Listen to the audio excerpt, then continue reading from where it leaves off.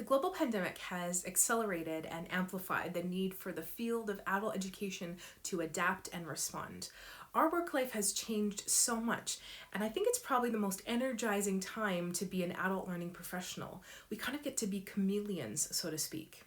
But why is it important that we designate and claim our identities as adult educators? I'm going to talk about this today in this video.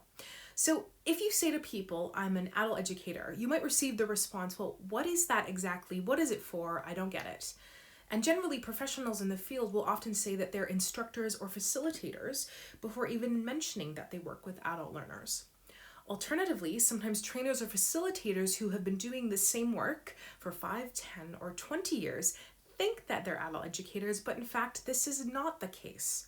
And you might even facilitate adult learning, but you don't know what to call it. This all sounds a bit confusing, right? And it's like we're all kind of going through some kind of like identity crisis. Well, let's dig a little bit deeper and hopefully we can clarify a few things. So basically, an adult education professional facilitates the learning of adults by applying the principles of andragogy. I hope I haven't lost you yet, but you can kind of think of this as like an umbrella under which you operate under. And this is the theory and practice of how adults learn. So for example, understanding that they have experience and they're more independent or self-directed, as opposed to pedagogy, which is the way that children learn, assuming they have less experience and they're more reliant on their teachers, parents, or authority figures. So this is an important distinction. You might have heard these terms before, but the broader term of trainer and instructor is sometimes used for an adult educator when talking about a particular job category. But even if your job title is one of these things, you're not necessarily an educator of adults. So for example, an instructor might say, today I'm going to teach you how to perform CPR successfully.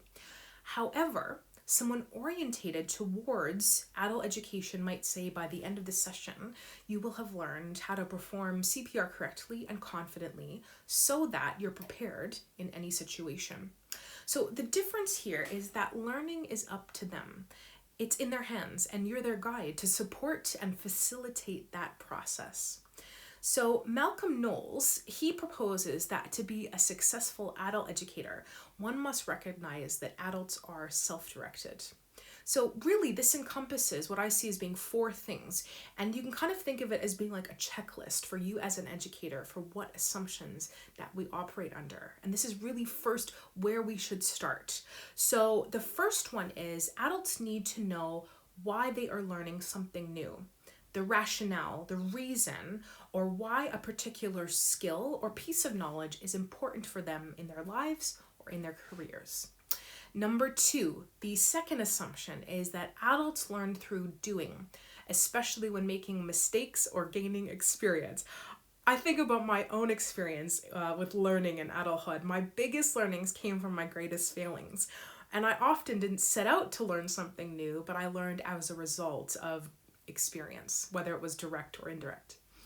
All right, the third assumption in our sort of checklist is adults are problem solvers and they have the capacity to take initiative and how they go about solving those problems. And number 4 is adults learn best when they know they can immediately apply something new. Now, application really is the key for adult learners. Can they better manage their money as a result of taking your course? Can they code their own website? Can they submit a successful job application or increase their eligibility for a promotion in their place of work? I hope you see this is what I'm getting at here. So this can be through formal or informal means, like in further education or taking a qualifying course, or through informal means, through discussions with colleagues, community learning, or seeking advice from a friend or a mentor, or just by having experience. Now, understanding and working from the assumption that adults are self-directed, it gives you a clue as to your orientation as an educator. So you're watching this video and maybe you're like, okay, this is me. I'm an adult educator. I had no idea, but I'm glad I'm operating under these assumptions. Or maybe you're thinking, okay, I'm a trainer, but I think I've missed something here. Or perhaps you're already being affirmed as to you're doing these practices and these are the assumptions that you're working under. And that's a good thing. Now, we see adult educators in many diverse and unique contexts. We teach adults in university settings, in government organizations, and in for-profit companies. Now, when Malcolm Knoll when he wrote about adult education in the 1950s, and no, he's not related to Beyonce, he was referring to the classroom environment. And today we have so many, digital learning tools, and adult educators can reach learners virtually almost anytime, anywhere. Now, sometimes in our careers, educators often fall into working with adults as a result of your vocational experience. But you also might need a degree in a particular area of expertise, like a formal qualification, like in the UK, a PGCE or a Bachelor's of Education.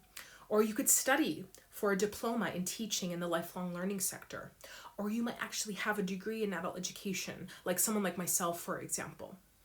Now, adult educators can also assume one or more of the following work, like assessing, consulting, curriculum design and development, facilitation, instructional design, learning, development, and research.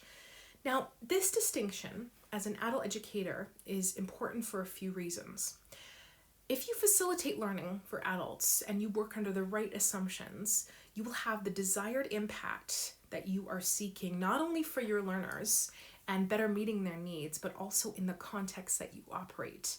You'll see increased performance, higher engagement, better attendance, increased outcomes, and better buy-in on learning or training initiatives that you want to introduce. We are all adults, and when you speak to others, acknowledge their experience, or see them as self-directed learners, this has the power to transform and make a measurable impact. Number 2, if you call yourself an adult educator or you work in adult learning, you have the power to develop your practice in a particular way that's unique to you and your contexts.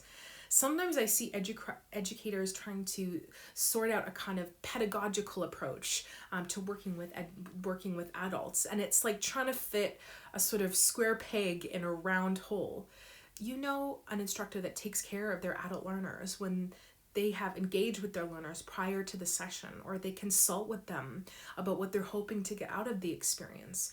And instead of seeing themselves as the ultimate source of knowledge, they might have learners work together in groups to find the answers together.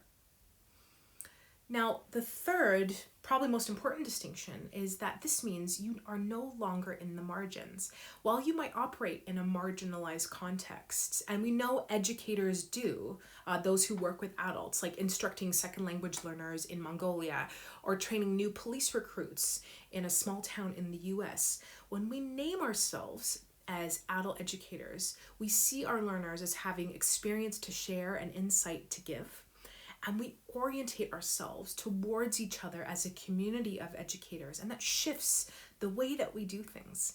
We raise our awareness, we can better place ourselves, we have a greater sense of belonging, and we start asking ourselves the questions, like, have you experienced this too? Do you see what I see here?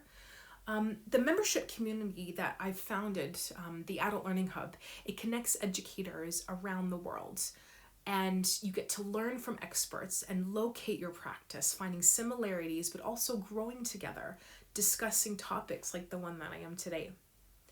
And finally, this distinction is important because we too are acknowledging that we are adult learners. We understand the nuances of being an adult in a changing and crazy world. And we can reflect on our practice and not take for granted prescriptive techniques for training or instructing, but ask important questions like, if I was a learner in this context, would I want to participate? What helps me learn something new? Am I capturing the experience and backgrounds in this room? What insights are being represented? Which ones are not, and why? Now, we know adult learning is everywhere. And as educators, we can locate our practice and share these challenges with our colleagues. And it reinforces our identities, and we can find solutions in whatever context we operate under. So if you're interested in membership with the Adult Learning Hub, make sure you click on the links below or join our mailing list. There are experts you can learn from, other professionals just like you who you can connect with. and an exclusive community where you can grow and become even better at what you do, all in one place.